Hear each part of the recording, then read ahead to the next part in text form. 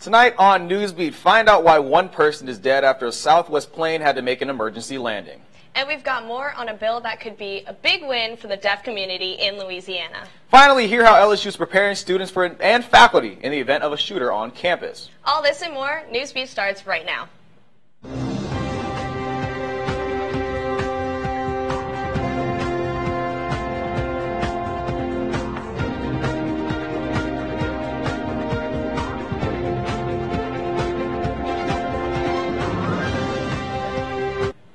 Hello and welcome back to Newsbeat. I'm Alexia Teropoulos. And I'm Reggie Chapman. Thanks so much for joining us. LSU is holding a special conference tonight for Mass Comm students that will feature two former White House press secretaries. Tiger TV reporter Charles Steptoe is live in the Holiday Forum with more. Charles? Thanks, guys. Former White House press secretaries Ari Fleischer and Mike McCurry are here tonight at LSU's Manship School for Mass Communications for the event From the President to the Press Briefing, exploring the role of the presidential press secretary. As the name implies, they're explaining the roles and duties of a press secretary.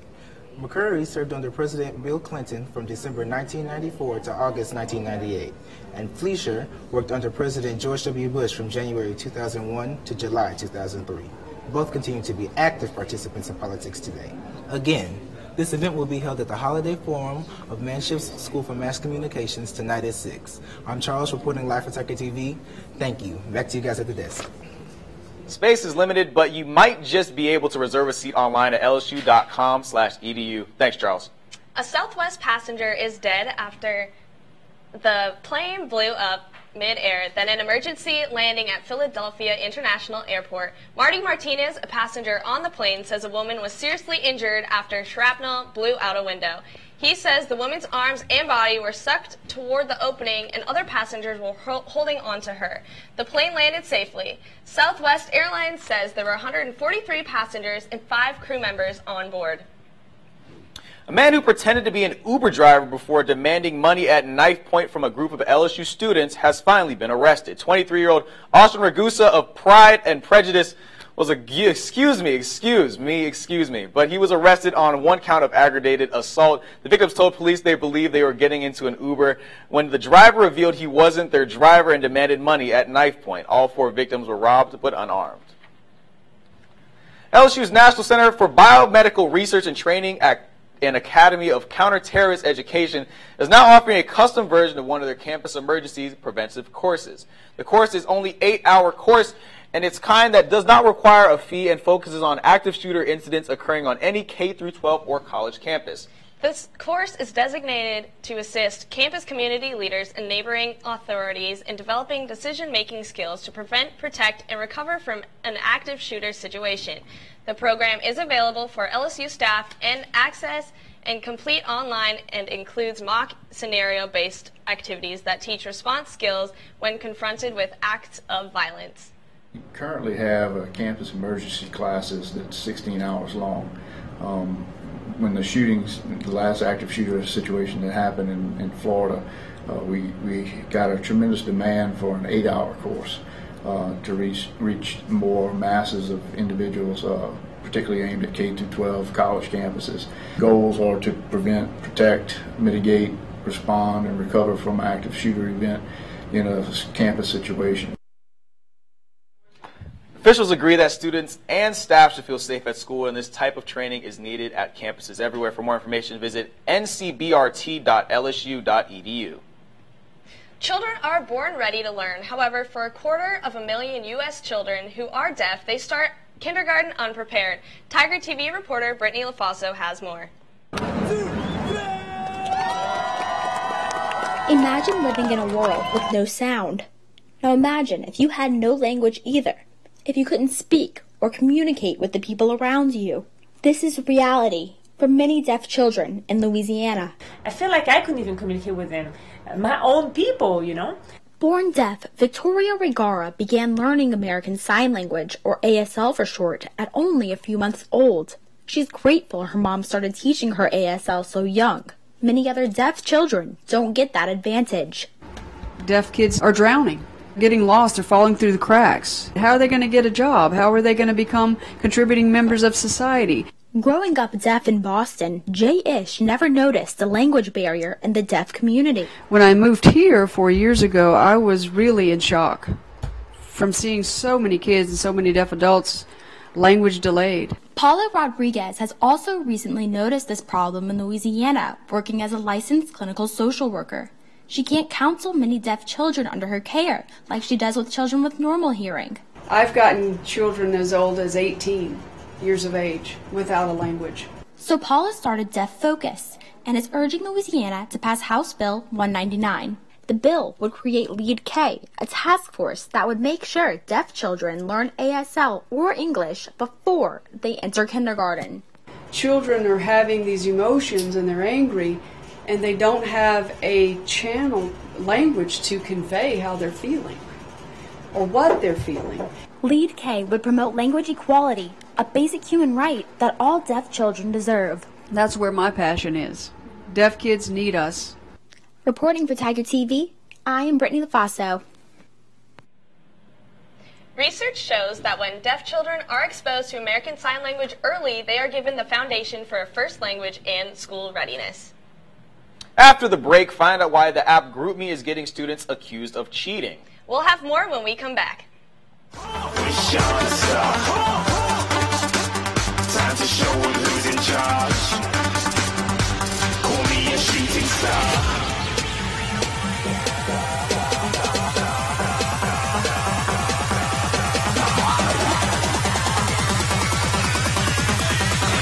Shooting stars. Didn't even get to cross.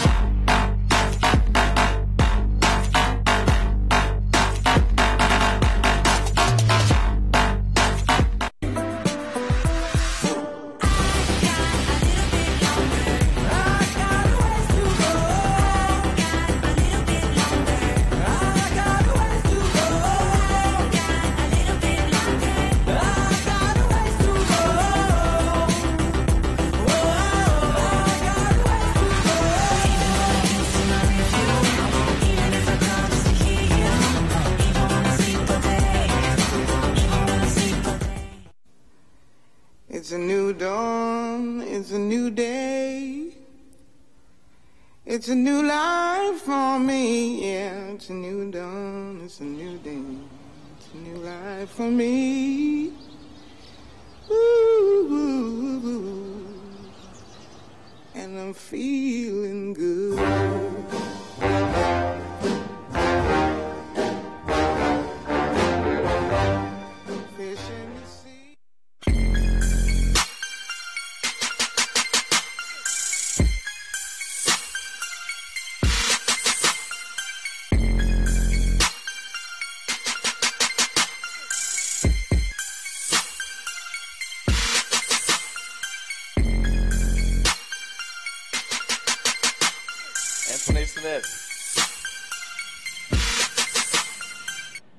Is the age of GroupMe at LSU over? Tiger TV reporter Antoine Smith has more on why students at LSU are leaving the popular messaging app to save their academic integrity.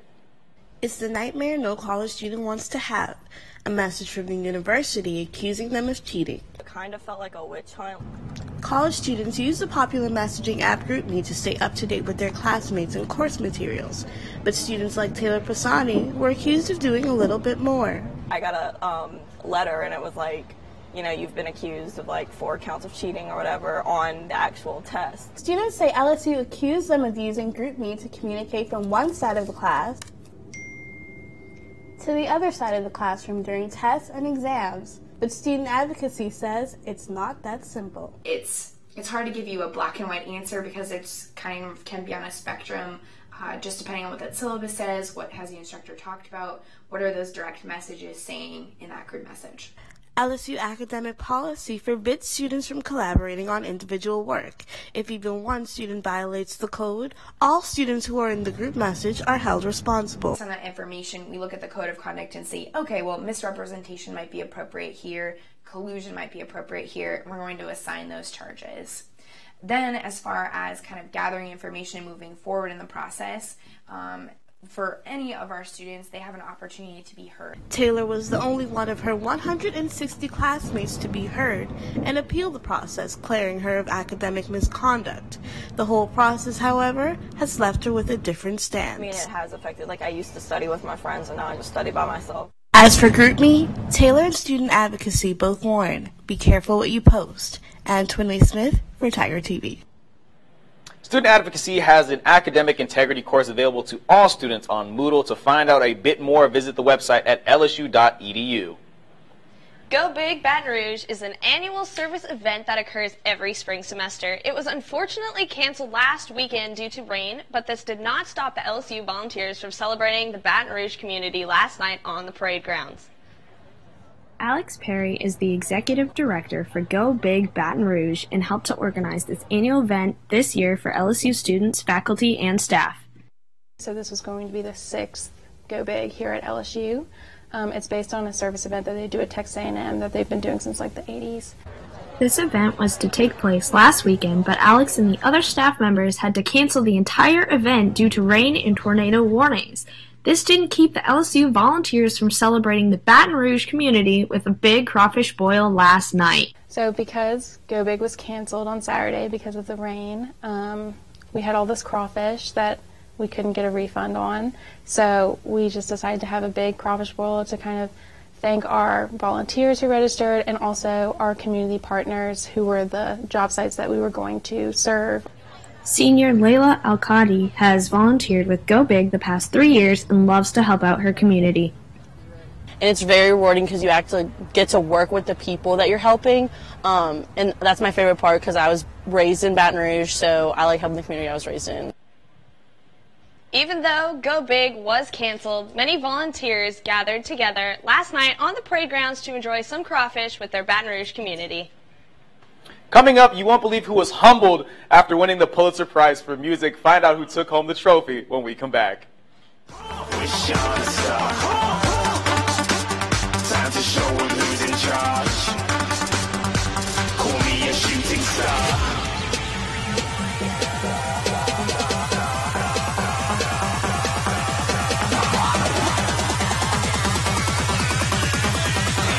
Shooting stars. Didn't even get to bronze.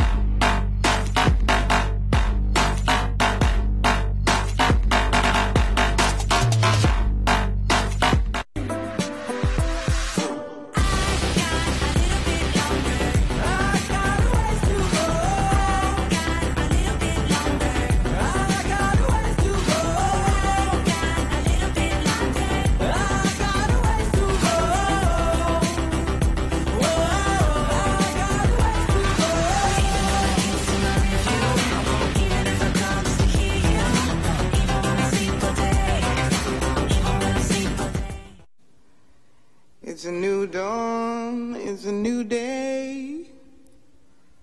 It's a new life for me, yeah. It's a new dawn, it's a new day. It's a new life for me. Ooh, ooh, ooh. And I'm feeling good.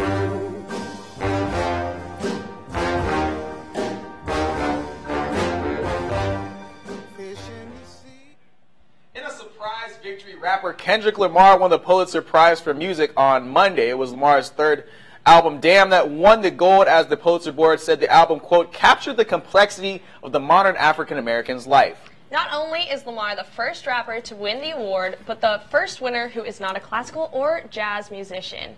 Well, that is all the time we have tonight. For more news, you can keep up with us on lsunow.com and our social media pages. Thanks again for watching. I'm Alexia Teropoulos. And I'm Reggie Chapman. See you all tomorrow for another edition of Newsbeat. Oops. No.